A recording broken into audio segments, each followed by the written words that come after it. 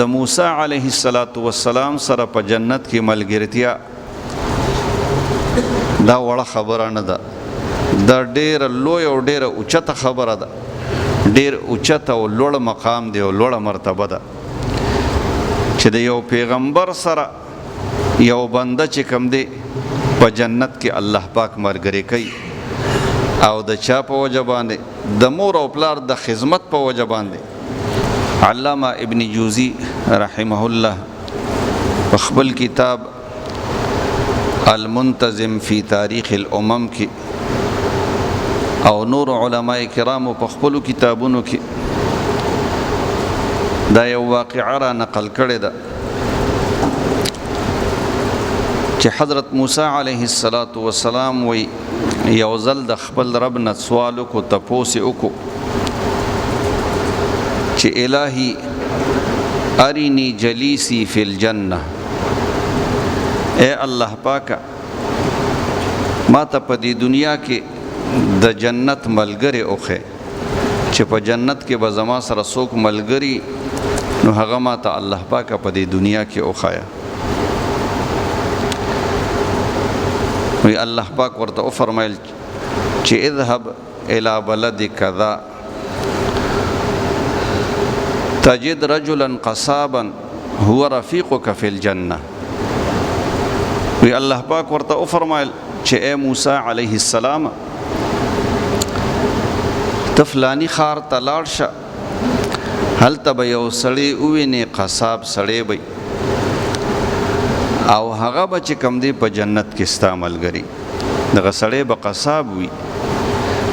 خپل چې کوم دی قصابي به کوي، خو د دغه سړي دومره مقام دی چې دی به په جنت کې ستا ملګری وي.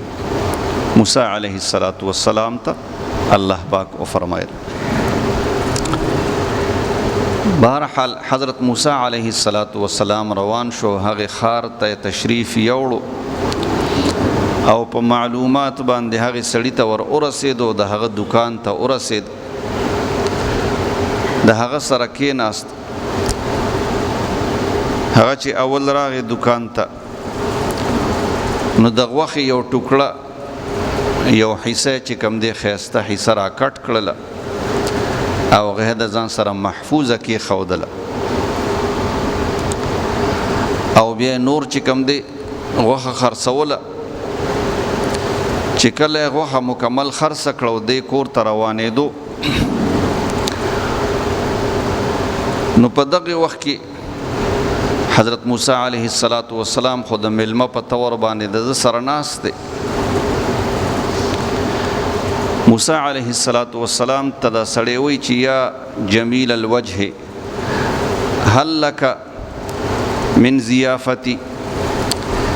اے خیسته او ښکلي نوراني مخ واله سړیه، ته زما سره د میلمستیا سعادت قبلې، یعنې زما سره لاړ شه او زما سره میلمه شه. موسی علیه السلام د هغه دا دعوت قبول کو او موسی علیه السلام د سره روان شو. وی چې کله حضرت موسی علیه السلام او دوی دغه قصاب خپل کور ته ورسېدل، نو د قصاب دا غوښه چې کومه ځان سره په اول کې کټ کړې وه او ښایسته ښکلې غوښه جدا کړې وه، هغه غوښه یې پخه کړله په خپل لاس باندې، او بیا د هغې نه شوروا وویستله، او بیا چې کله ډوډۍ کېښودله دی هم ناست دی، موسی علیه السلام هم تشریف فرما دی. نو دا قصاب سړی یو نوړی په خپله باندې خوري او دوه نوړی چې کوم دی په خوا کې ورسره یو پچی ده، یو زامبیل دی، په هغې کې چې کوم دی چاته ورکوي دوه نوړی. بهرحال دا خوراک شروع دی د دوی، په دې کې چا د کوسې ور وټکو. دا نوجوان پاسېدو دا قصاب او لاړو دروازې ته، چې ورغې نو دی خو بهر ووتو. حضرت موسی علیه السلام په دې پچی کې وکتل، په دې زامبیل کې چې په دې کې څه دي یا څوک دي، چې دی دا دوه وړی دغلته ورکوي. چې وی کتل نو په هغې کې یو بوډا سړی دی او یو چې کوم دی بوډۍ ښځه ده چې هغه د ډېر زیات عمر د وجې نه دومره واړه شوي دي لکه دا مرغۍ دا بچی چې کوم دی بڼې او ویښته پې نه راغلی دغه شان چې کوم دی واړه شوي دي او کمزوري حالت کې دي او دوی په دې پچی کې پراته دي. د قصاب دا دوه وړی د مور او پلار له ورکړل. دا یې مور او پلار.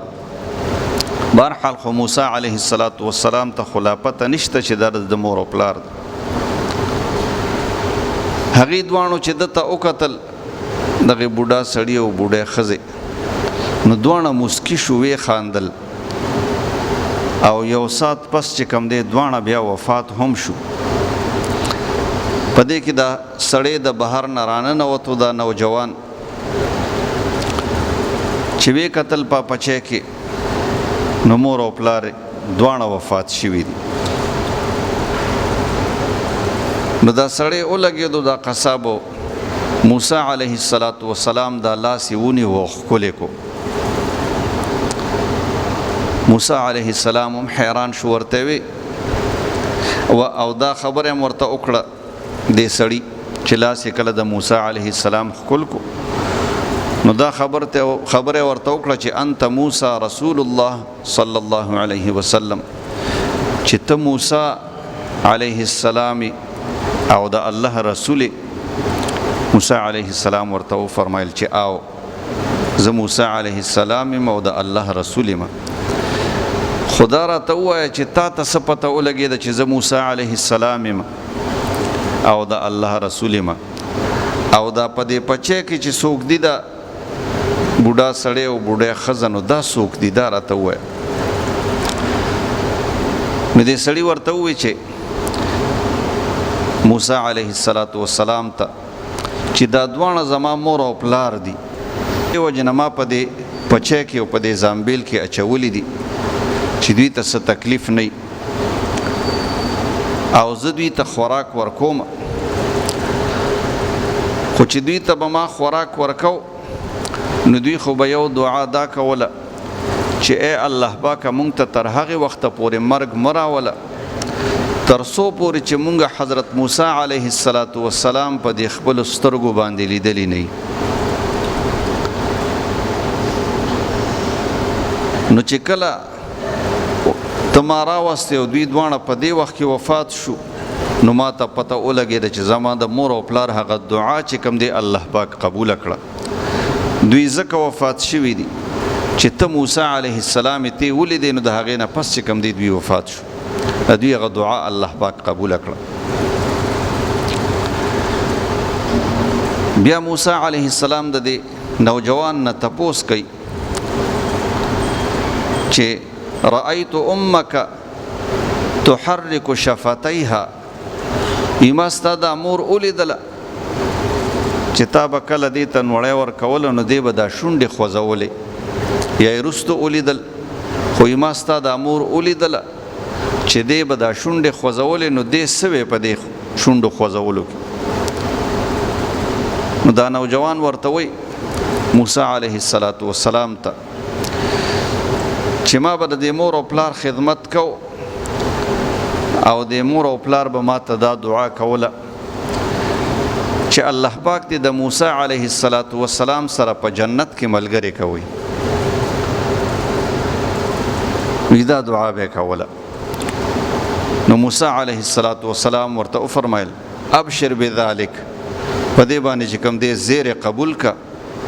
چې ته به په جنت کې زما ملګری او ستا د مور او پلار هغه دعا چې کوم دی الله پاک قبوله کړې ده ځکه چې ما ته الله پاک ښودلې ده. ما د الله پاک نه تپوس وکړو چې الهي ارینی جلیسی فی الجنه. ما د الله پاک نه دا سوال وکړو چې ای الله پاکه ما ته په جنت کې چې کوم زما ملګری دی نو هغه ما ته په دې دنیا کې وښایه.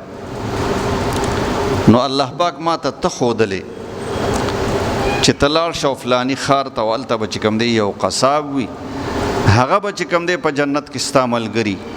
نو ما ته الله پاک چې کوم دی ته خودلې نو ستا د مور او پلار هغه دعا قبوله شوې ده ته به زما سره چې کوم دی په جنت کې ملګری. نو د موسی علیه السلام سره په جنت کې ملګرتیا دا وړه خبره نه ده، دا ډیره لوی او ډیره اوچته خبره ده، ډیر اوچته او لوړ مقام دی او لوړه مرتبه ده چې د یو پیغمبر سره یو بنده چې کوم دی په جنت کې الله پاک مرګري کوي او د چا په وجه باندې؟ د مور او پلار د خدمت په وجه باندې، د مور او پلار سره د ښه سلوک په وجه باندې، د مور او پلار سره د احسان کولو په وجه باندې، د مور او پلار د خدمت او د دعا په برکت سره الله پاک چې کوم دی دا مقام دا ورکوي. د دې وجه نه قرآن او حدیث کې د مور او پلار چې کوم دی د هغې سره د احسان کولو، د نیکۍ کولو، د هغې د خدمت کولو، د هغې د ادب او د احترام کولو ډیر لوی فضیلت ذکر دی،